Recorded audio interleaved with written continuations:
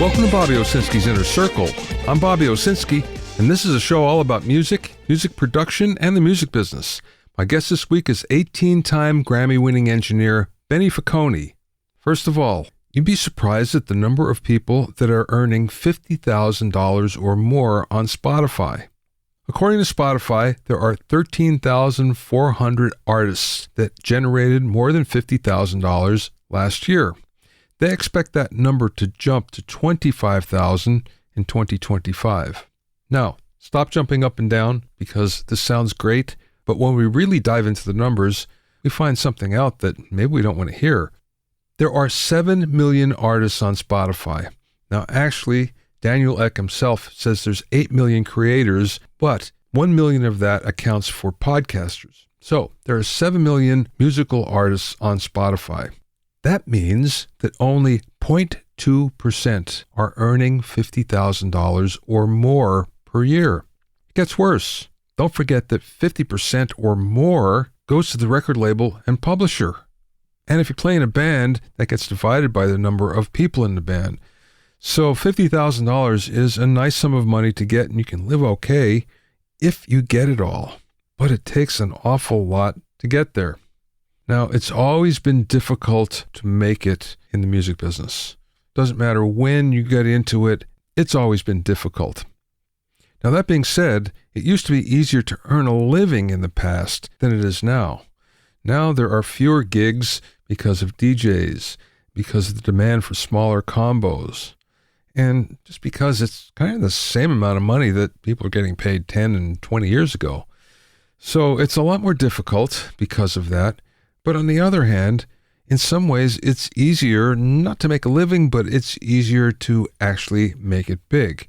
Now, it used to be that what would happen is you'd play a lot of gigs and you're really good. And when there was a line around the block waiting for you, all of a sudden, A&R people would show up. They don't care so much about your music, but they care about your audience. Have an audience, you have a record deal. Now, that's pretty much gone away. Yes, there's still some of it, but the fact of the matter is, A&R is data-driven. They look at numbers. If you're going viral on any platform, doesn't matter what it is, then they're interested. That means that you can pretty much come out of nowhere without that much of experience if you happen to have a good song that a lot of people like all at once. So when it comes down to it, yes, it's as hard as ever to make it in the music business. And let me just throw some shining light on that $50,000 Spotify number. Fact of the matter is, we're only talking about one platform. Most artists, in fact, have a number of platforms that are paying them. I think there's 27 different platforms around the world, and you may not be getting the same amount of money as you're getting from Spotify, but you are getting something from all these other streaming services. So there's a lot more money coming in than meets the eye.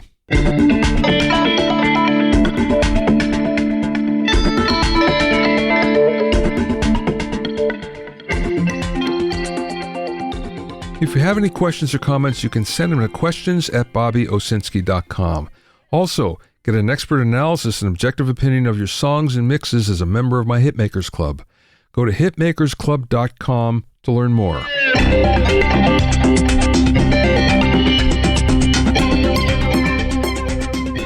Now let's talk about mixing for mastering. I always get the same question over and over whenever I have a Q&A or an online workshop. This question always comes up, and it comes up multiple times. It's what level should I send to Spotify? Should I send to mastering? Should I send anywhere? And there's a whole lot of information out there. Unfortunately, a lot of it is outdated. So many people are relying on information that might have worked 10 or 20 years ago and doesn't work now. So for instance, one common piece of advice is you should take the limiter off before you send your mix off to mastering. Another is, along the same lines, you should send whatever you have to mastering with 10 dB of headroom. Well, this worked once upon a time. The reason why is mastering engineers had much better tools than mixers had. Mixers really didn't put too much on the mix bus, and the levels weren't that loud, so they needed some help in order to get it louder. And the mastering engineer was the place to get it. They were really good at it. So they would ask, don't put a limiter on. My limiters are better. Give me some headroom. Give me something to work with. Now, to some degree, that still works.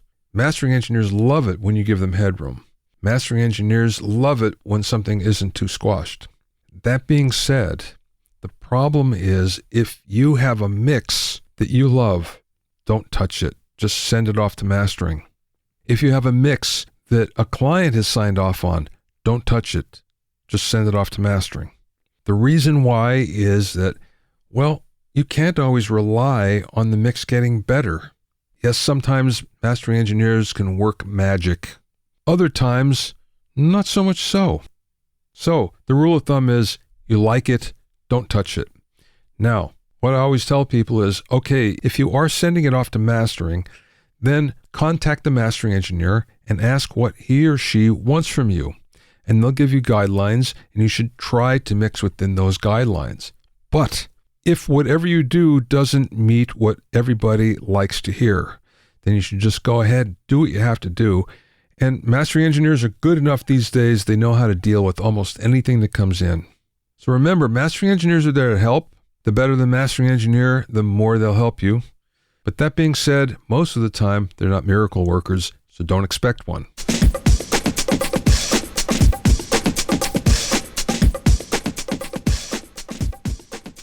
My guest this week is 18-time Grammy-winning engineer Benny Faccone, who started working at the famous A&M Studios back in 1980, where he worked on records by Bruce Springsteen, Stevie Nicks, Tom Petty and the Heartbreakers, Supertramp, Michael Jackson, and many more. After Benny went freelance, he quickly became the go-to engineer for Latin stars like Maná, Jose, Luis Miguel, Ricky Martin, Santana, and many more. Benny is used to working in the best studios in the world, but has been working in his own room in different locations since 2006. He recently decided to build a first-class room in his garage. Yes, he's still an analog guy and mixes on a console. During the interview, we spoke about how to build a great-sounding room cheaply, template mixing for analog, the sound of vintage reverbs, and you'll hear some really good stories. I spoke with Benny via Zoom from a studio just outside of Los Angeles.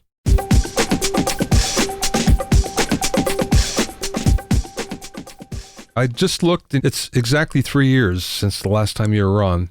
And what that means is you were in your old studio, which was sort of a commercial studio, wasn't it? It was private, but it was formerly a commercial studio. Yeah, it was formerly 41A and 41B, they were called. And 41B, which is next door, had this amazing room, studio that Bruce Swedien, Abe Laboriel, when I worked with him and he came over, he said, boy, this area looks familiar. And then he told me the history that they would do a lot of Christian records there. And the studio I was at, one of the Memphis Mafia guys, or maybe, no, somebody told me it was like the keyboard player for Elvis. He was the original guy that built the studio and did all this woodwork where the bay window control room windows are. So it goes back a ways, that place, which is kind of interesting. But then you gave up the lease and you built a mix room in your house. But here's the thing. You actually built it like it should be. I mean, it's not a typical home studio at all where it's just, some acoustic treatment and, some gear thrown in. Yeah. This is the real deal. I still come from old school in a way where I still have to deal with a console, which is really, I don't know if I can swear, but it's a pain in the ass, but it's just worth it for me, just the feel of faders I like. And when I built this room, I intended just to build it as, oh, screw it, everybody has it like anybody else, where you just put it in a room. But I needed the acoustics and I needed to hear properly. And it's funny what I've learned, how cheaply you can do it. It doesn't have to be no tens of thousands of dollars of acoustics or like everything, whatever is done. The only thing, and which really blew my mind, that makes this room sound better than any of the other rooms, including some of the major rooms, is electrical. What I did here, I got clean power from my circuit box coming directly into the studio, which is not too far away since it's my garage. But because of that clean power, everything sounds better. Hmm. When I had the other studios, I had clean power. It was coming directly from the street to the generators, the whole thing. But it's something about maybe the shortness of it or whatever it is. I crank up my volume, and not only is it clean, but things almost sound better in a way because of that clean power. And so I realized how important electrical is more than anything else. Now, you mentioned that it didn't cost you a lot. Do you want to share how much it cost? Well, what costed the most was building the room within the room in the garage, meaning because I wanted a place where at 3 o'clock in the morning, I wanted to mix. I wanted it soundproofed. I didn't want to disturb anybody in the house. Unfortunately, by 7 o'clock, I'm done. So it didn't matter. But so the building that, and I consulted with Alan Sides, with a few people, Ben O'May, who's like my guardian angel, the head tech at Bernie Grumman. We talked a lot about it, but finding out that, for example, building the shell is basically, if I wanted it done right, like a lot of studios, first of all, having, space between the outer wall and the inner wall. So you don't have a lot of that there's a trap in between, which I did. And then instead of just having plywood, or not plywood, but Drywall. that for $15 a sheet, there's better drywall. I forget what it's called now with all this stuff. That was $65 a sheet. So I used that instead, which brought up the price. And then I put some soundproofing material like the rubber. I don't know all the right words for them or the right names, unfortunately. I can't think of it either. Yeah. Yeah, but it's like some kind of special rubber. And I was going to get into, calling Arlex or calling like acoustical places and buying stuff. And they were charging so much that this was so much cheaper. And basically, the room costed about, well, material-wise, probably about $5,000 Is that all? Wow. for the material. Yeah. Yeah. Now, and obviously the labor, they charged a lot too. But all this stuff you see behind me, like these panels, and I got these ideas from Bernie Grumman. So it's not just like straight flat panels. These are kind of rounded. And at Bernie Grumman's Pat's room, where she's like a incredible mastering engineer, she does a lot of movie scores and stuff. What they did, these panels, they almost have it like keys, where when you hit the panel, you can hear a pitch almost. Now that's getting overkill. So what they had, these panels starting at the end, where it would be one size, and they get smaller and smaller towards the speakers. Now, what I did, I wasn't going to go that far, but I had, because I'm not good with my hands in that sense, that I had a carpenter build me just a frame, which is basically not even 2x4s, just like a rectangle and rounded rather than square. And I bought pillow foam instead of fiberglass, which is much better because of fiberglass made everything really dark. Yeah. And that the stuff you stuff pillow in keeps the room bright, but helps with the reflections. I just stuffed it myself. I found out what kind of material Bernie Grumman bought. I bought it, and it's so easy with a staple gun. It took me a couple of weeks, but got it done. I didn't realize you did all that by yourself. I had time. I had nothing else to do while the room was being built and stuff. So, yeah, and, it learned a lot that it's not that complicated. And what I did do when I did the ceiling, basically the room within the room, the ceiling is just plywood. It's not even drywall. It's literally just plywood. So I thought, let me get crazy here. So because of plywood, maybe I'll build baffles and I'll put acoustical treatments. I spent like 3 days putting in these panels that I have from my old studio that were filled with fiberglass. I came in and it was dark. It was like almost having headphones on. So Benno came in and he said, "Take all that crap down." And you know what he said to do? Just put packing blanket up there. And I stapled packing blankets. Wow. That's it. And nothing else. It's just plywood. So basically, he said that the important thing you need to do is just cut the reflections, which packing blankets are one of the best and cheapest things to do. And the only thing I did, because it kind of looks ugly, you probably can't see No. with the light, I just went to Joann's Fabrics, which was my first initial contact with Joann's Fabrics.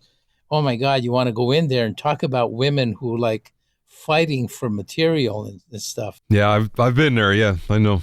So I bought black material that kind of breeds, and I went up there and stapled with, I painted the staplers black. And so basically what you see is a black ceiling, very cheap. Well, didn't you have to blow out the side of your garage in order to get the console in? Well, that's another story. Yeah. It was interesting because do I bring the console in before they build the room?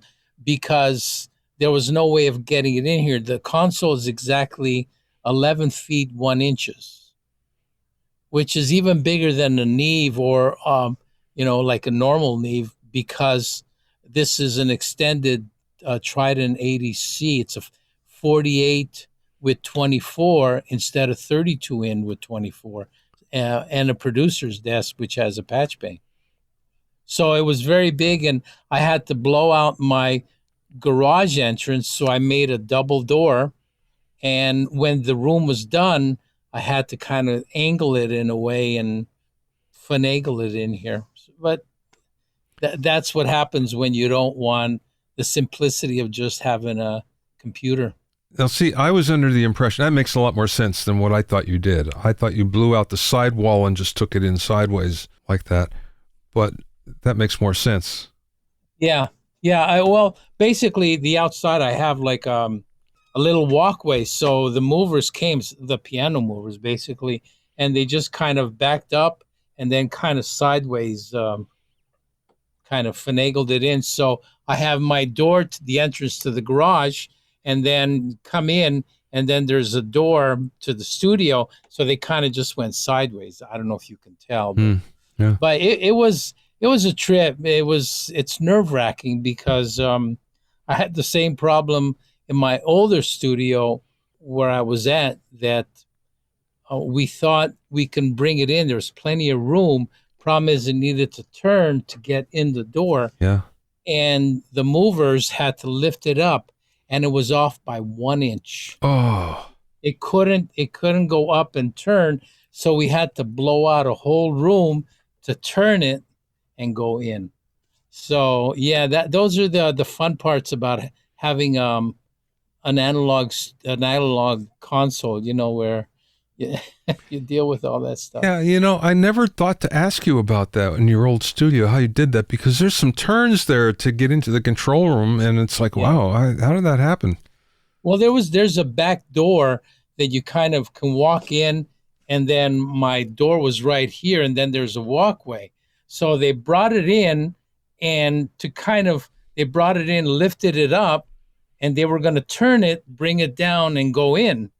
But when they lifted it up, it didn't, that 1 inch would not lift it up. So I had to call a carpenter and blow it out. But you know what? For me, it's worth it. Because not only, obviously it's a constant. To me, it sounds better because I've got the Steve Furlot mods in this console, which it's like that right there. Yeah. And what that is it makes the console, not only the bottom end is ridiculous, incredible, like just flat bottom end, a lot brighter, but also the width of the stereo is amazing.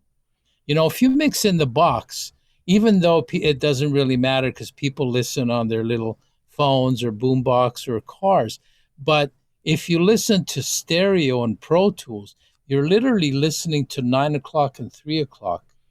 Even though it's stereo, it's almost this width. Mm-hmm.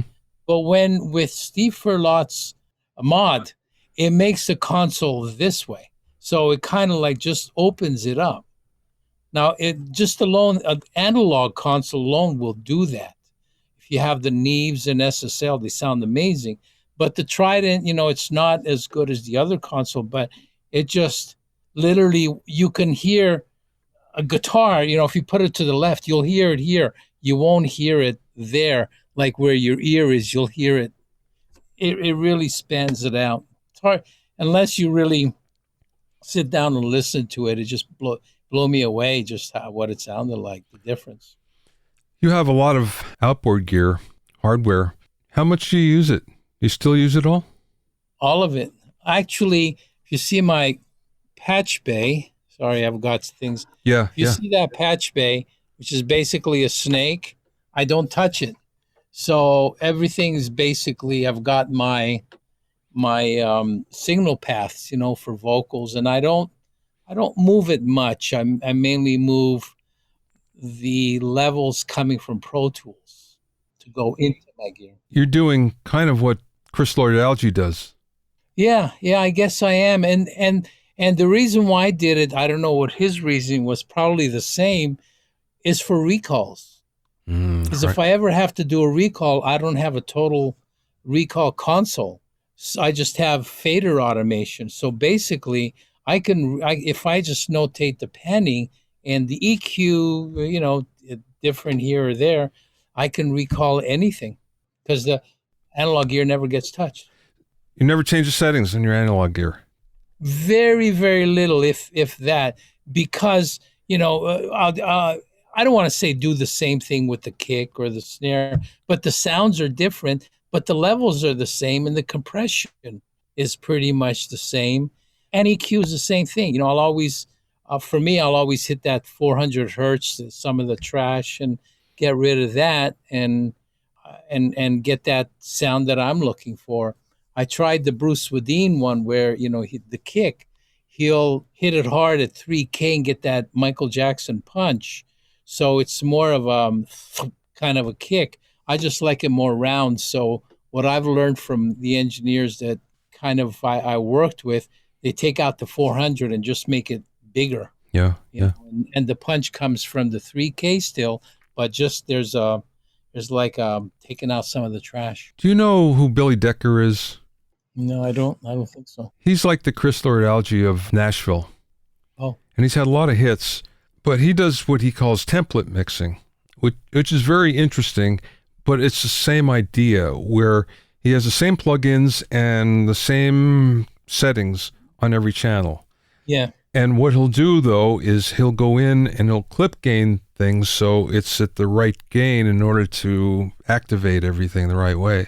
It's the same concept. Obviously, Pro Tools, Logic, it all came from analog thought.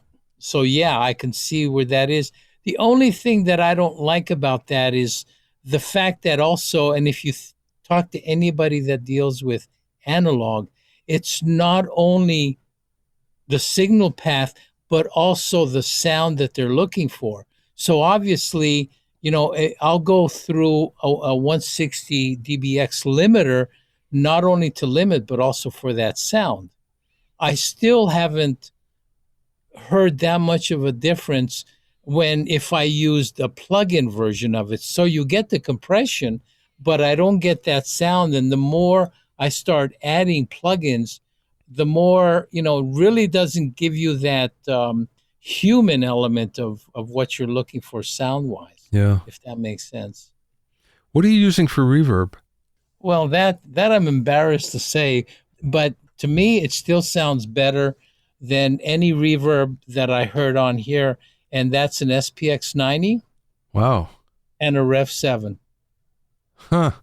I wanted to use an AMS reverb. I actually even already had the settings on the console marked, but I never got around to buying it. But it's funny because every test that I've done, those sounded better than plugins. Now, I don't know, if there's other reverbs other than the basic ones, not only that you buy from Wave or even Universal Audio, but they still, to me, don't sound as good. And I did a test.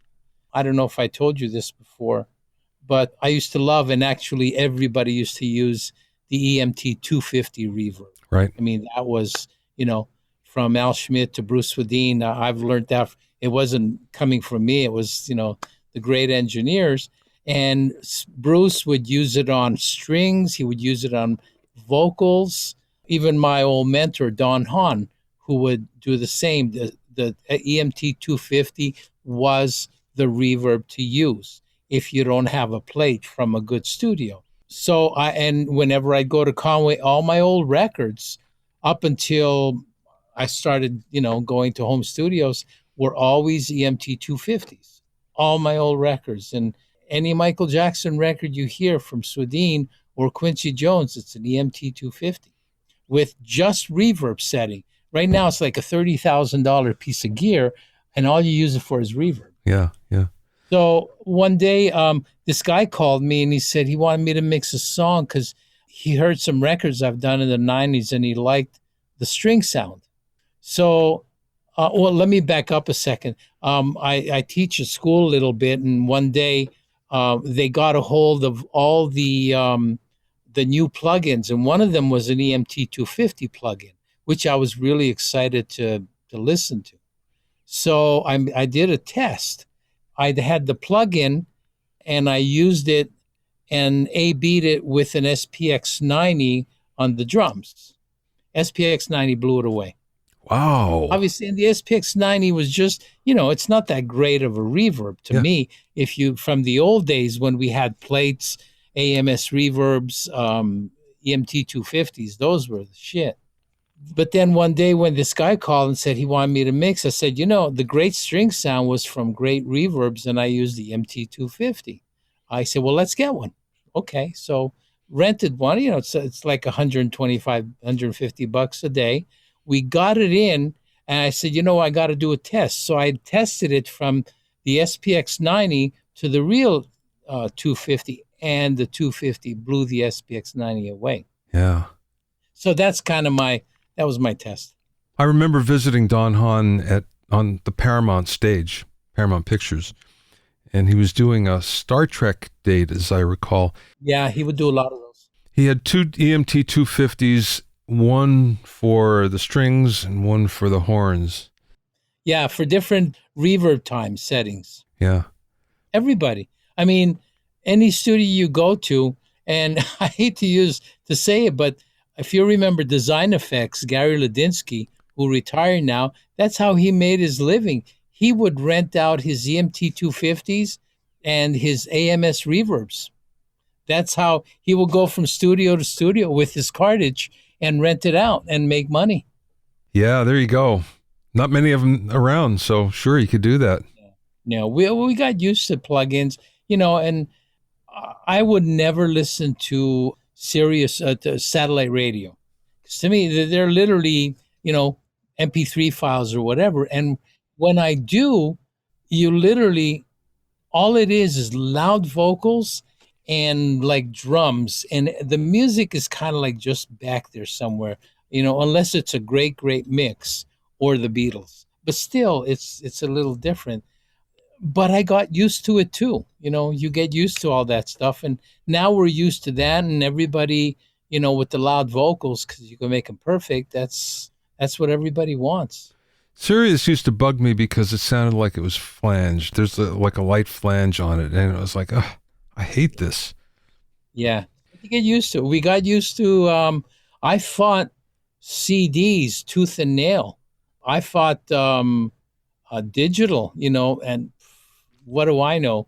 But it gets better and better as time goes on. It's just we're still not at the point of, I think, on radio or any of those places to listen to really good files, or that if people really care. Yeah, that's the big thing. There are some good reverb plugins. The one that comes to mind is the Bricasti knockoff. It's the same engine that they have in the Bricasti. It does sound pretty good. Yeah, I'd love to, try and find something, and honestly, to get away from analog if we could. But it's not to say that the plugins don't sound good. They just don't give me the sound that I'm looking for when I put it through the real stuff. That's what I miss. Are you doing anything in the box? Oh yeah.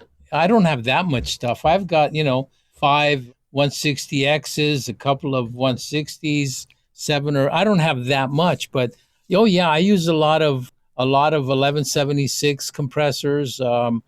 Any effects I'll use in the box. I love the Sound Toys effects. It's funny because I use the crystallizer. I don't know why, but just to open a piano or a synth, like I said, anything, all the digital stuff, it really isn't a wide sound. When you hear it, we're used to it, so we know that, it's like 9 o'clock and 3 o'clock, but to open it up and give it depth, I'll put a crystallizer on it and not even mess with the settings. Just put it there and just find the right spot where it doesn't sound crazy, and it kind of opens it up. I love depth. Yeah. Well, you learned from Bruce. Bruce Springsteen was kind of the master of that.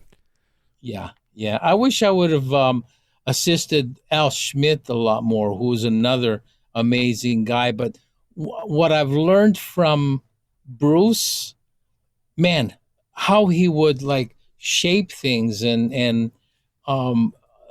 his sub mixes were basically all going towards his mix. He would put everything in stereo because that's what gave them the depth. If he had like a keyboard, sometimes he would just reamp it, or not re-mic and send it out to the studio and speakers, and just to give it depth. He would do that kind of stuff. And even if a guitar was mono, he'd make it stereo. So there'd always be like an openness to it.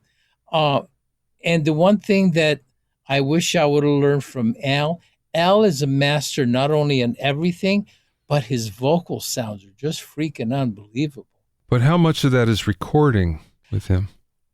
Yeah, well, it is. It definitely it is. But in the mix, how you handle it, maybe he doesn't do much. I know, when you work with the greats, you don't want to mess with it, I guess. But yeah, it's different. But his vocals always sound amazing. I can remember hanging with him for a mix and looking at the console when he went out of the room, thinking, he's not really doing much. Yeah, yeah. But the thing about it is, he would come in and hardly touch something and it would get a lot better. He'd just know, what to do and how to do it. And it wouldn't be much, but it would make a huge difference. Yeah. Well, those guys are great. I remember the beginning when I started at A&M and started assisting on some of the old school great engineers, Huey, Henry Louis. Henry Louis, yes. He produced Joni Mitchell and all that stuff. He literally, he would start by just putting all the faders at 0. Yeah. And just, kind of do whatever. But he loved the 1176 on the vocal and crushing it. I mean, like having it hit. But you get these singers, they're so amazing that, I don't know, whatever it is, that they just sound great.